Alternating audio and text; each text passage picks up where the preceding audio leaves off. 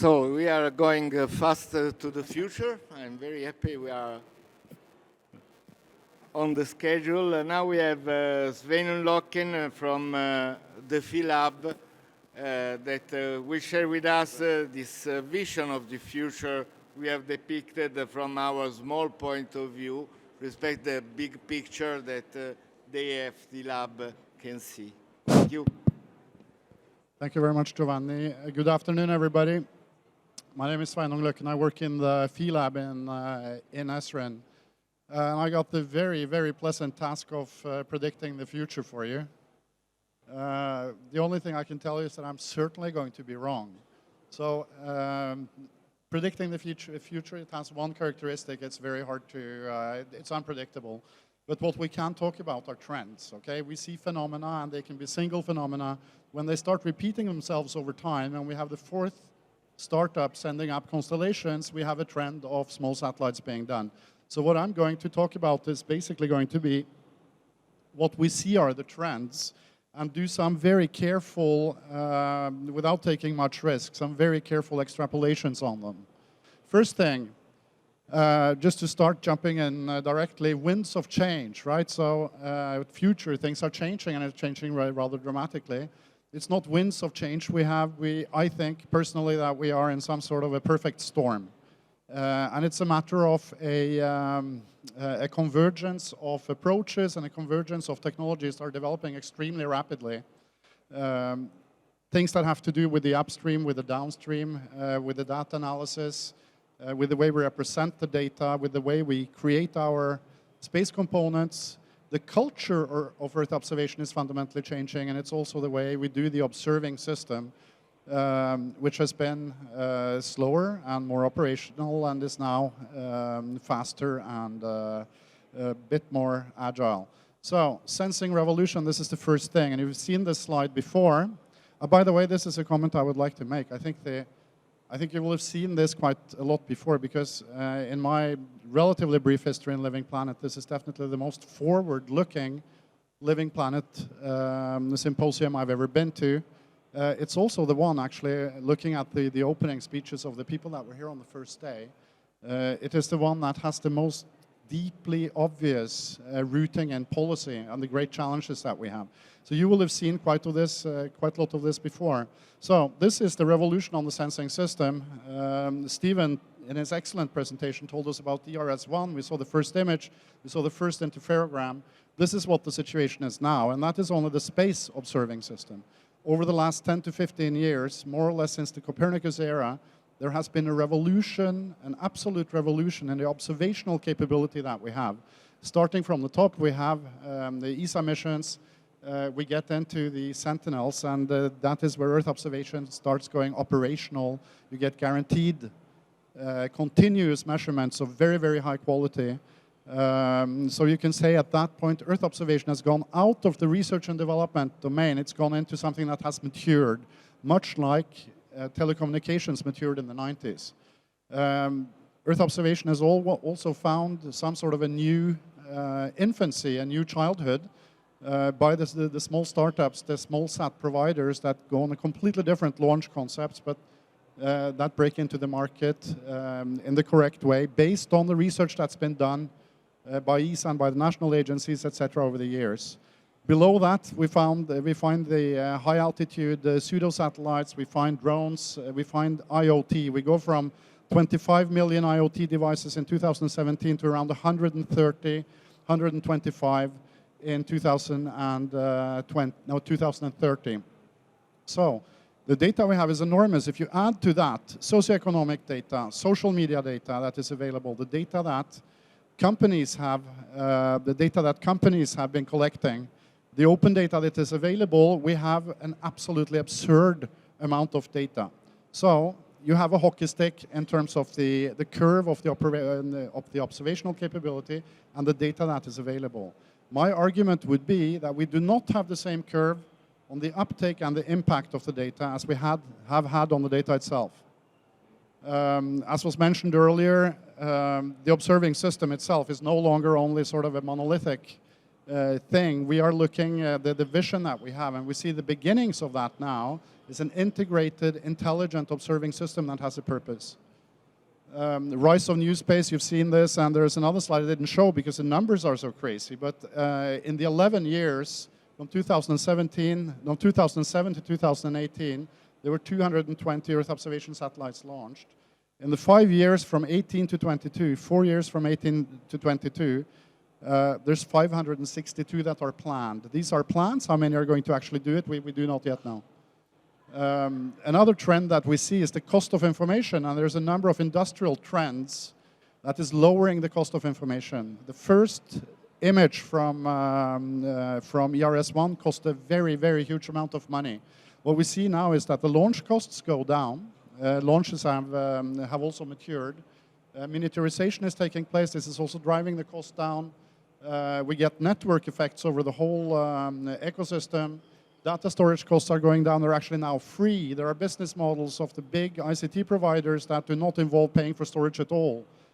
We have free data coming out of everywhere. It's hard to sell data these days. It's easier to sell information and more likely.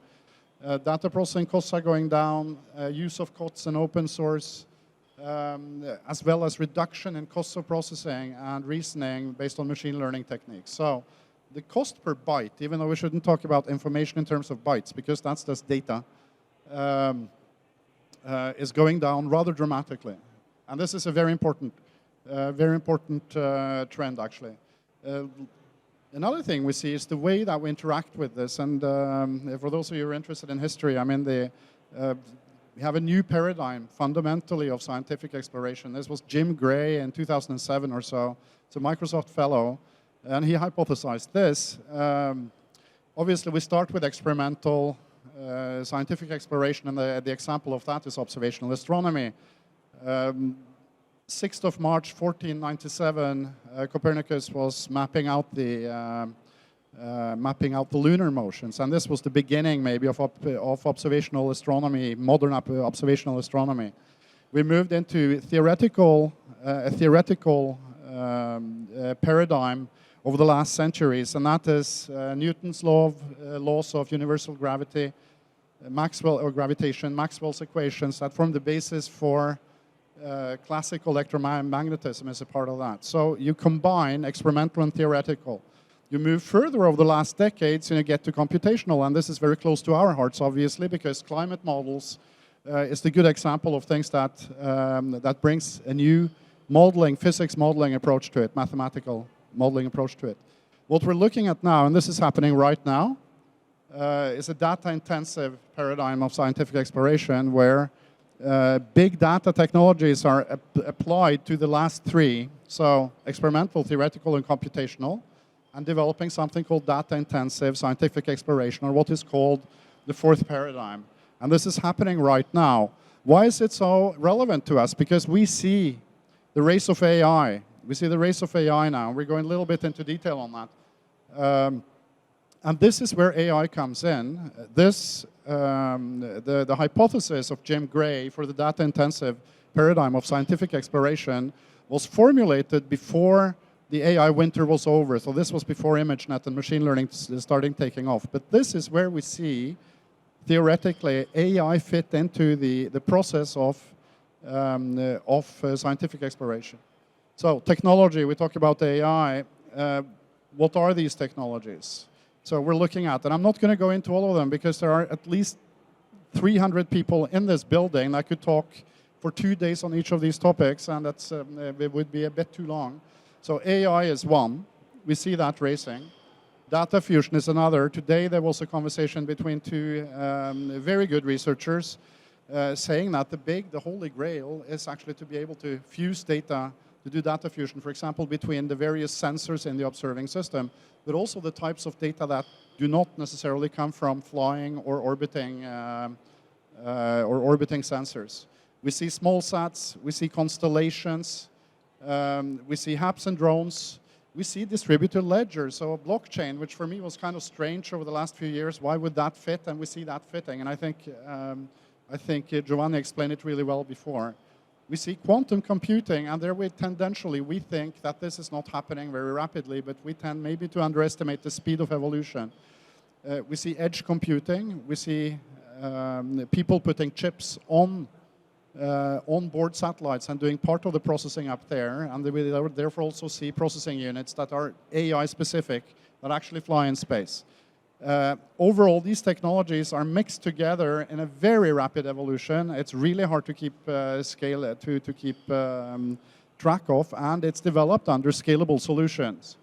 I'm going to go a little bit into AI because it's such an important technology now. We think that is maybe the one that right now is the most important in Earth observation, at least on a downstream.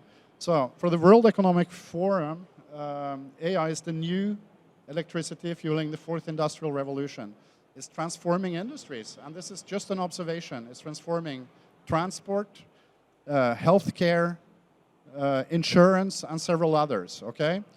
When I went to university, there was something called the AI Winters. That means we were playing chess with computers and that kind of thing.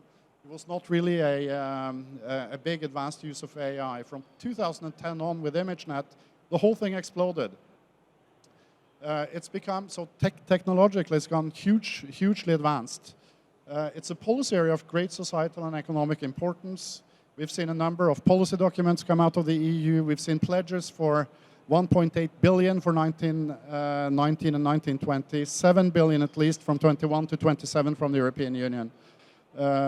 We see strategy papers coming out in the various countries, big investments, and we see bottom-up initiatives like CLARE, which is a confederation of laboratories for artificial intelligence research in Europe, and that's a group of laboratories that brought themselves together, and they have the objective of setting up something akin to what CERN is for particle physics, and set something similar up for artificial intelligence.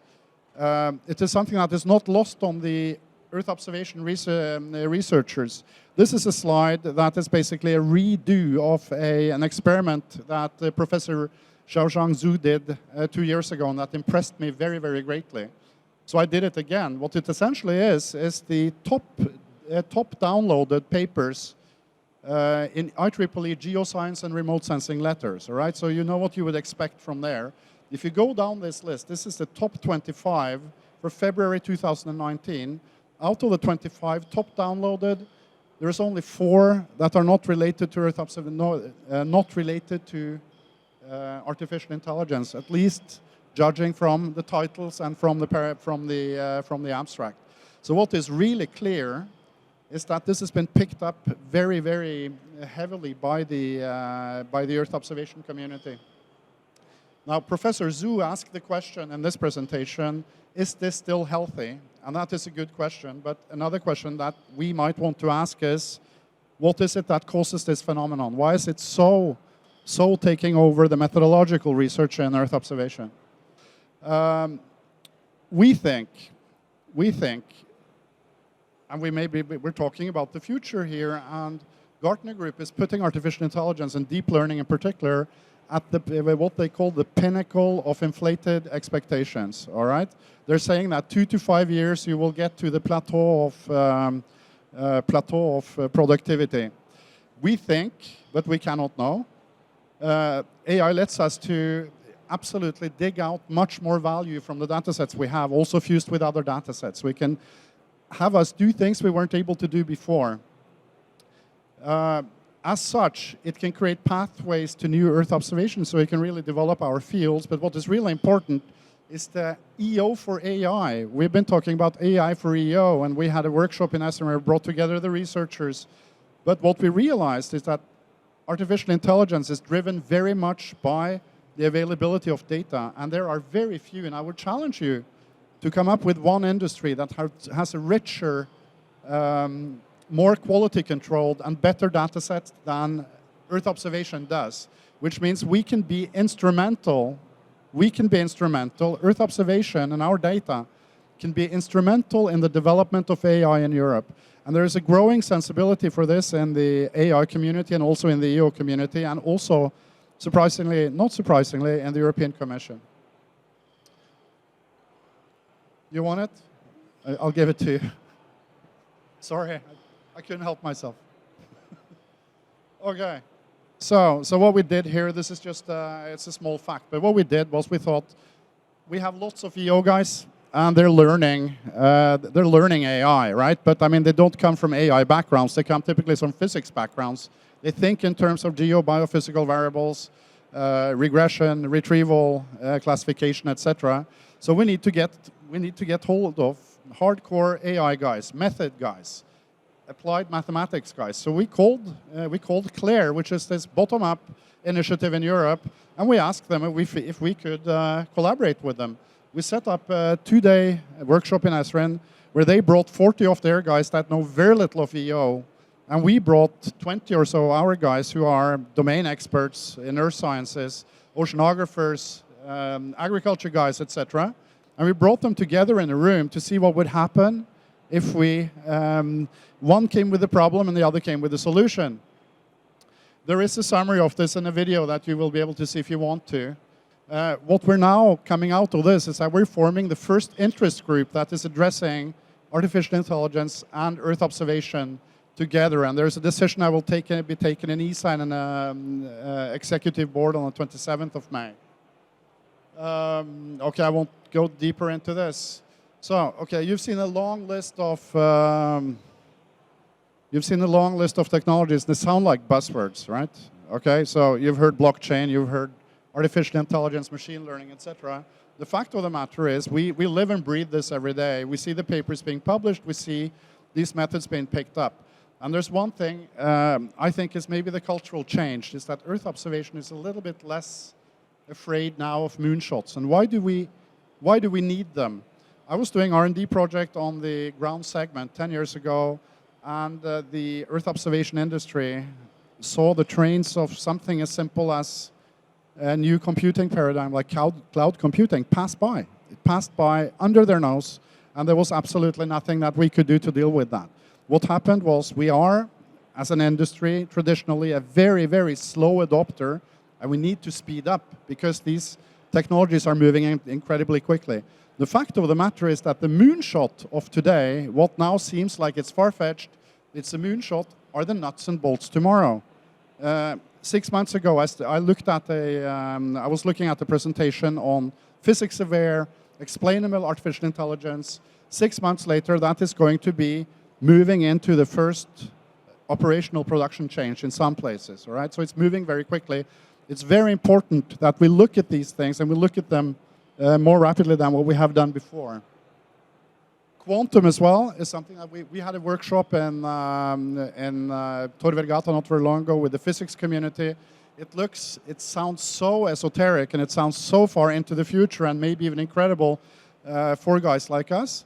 The fact of the matter is that it's moving extremely rapidly, and the only thing I'm fairly certain of is that when it happens, quantum computing, quantum sensing, two things. It will revolutionize Earth observation, that is one thing. And the second is we will probably not be ready. Other trends that we see a change in the computing paradigms. So we went from dissemination 10 years ago to cloud computing into platforms. Now we see edge computing. We see a change in data representation. I don't know, some of you might have seen the queryable Earth that was discussed here in a workshop not very long ago. We see new indicators. So we see people that are earth scientists starting to work with social scientists and looking at indicators that are outside of our normal domains of comfort. So not necessarily biophysical, geophysical variables. What we're looking at here, for example, are poverty indexes. It's not only technology. I'm going to run that down this quickly. Systems and methods you've seen, outcomes, we see more end-to-end service provider. I got Chetan from EarthEye sitting here, which is basically what you guys are doing. Even more data, and that is fairly obvious. I mean, I don't want to see any of those data curves anymore because it's so obvious. I think there will be fierce competition with the existing providers, and I think there's going to be a consolidation. I don't know how many of the small sat providers are revenue positive now, and I don't know how many will be so in 5 years.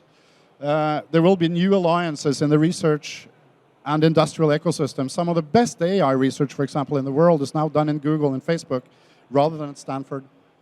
What we're really looking for in the end, though, is impact, because impact is what gives us relevance.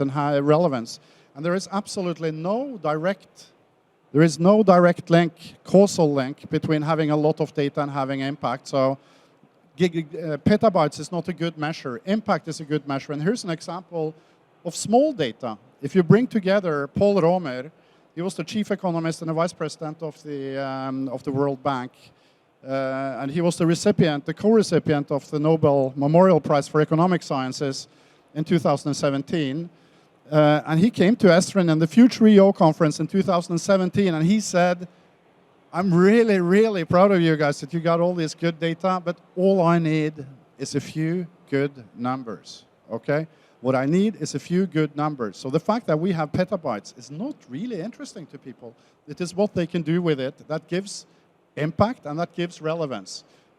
Essentially what he was talking about was a 30K thing, IoT, social media, and Paul Romer together, and what you had was the tweeting of the PM 2.5 number on Beijing, and this completely transformed the debate on environmental policies and the response to environmental policies for what regards air pollution, completely. So we have to be aware of this, talk less about big data and talk more about the impact, in my view. There we can lean on, again, on the shoulders of giants, and one is Mariana Mazzucato of the UCL, I think, University College London, that came up with mission-oriented research. She is giving a very compelling case that it's not research alone that is going to drive radical innovation. You need grand challenges and the real missions in order to, from governments, in order to bring things forth. And there we are in pretty good shape.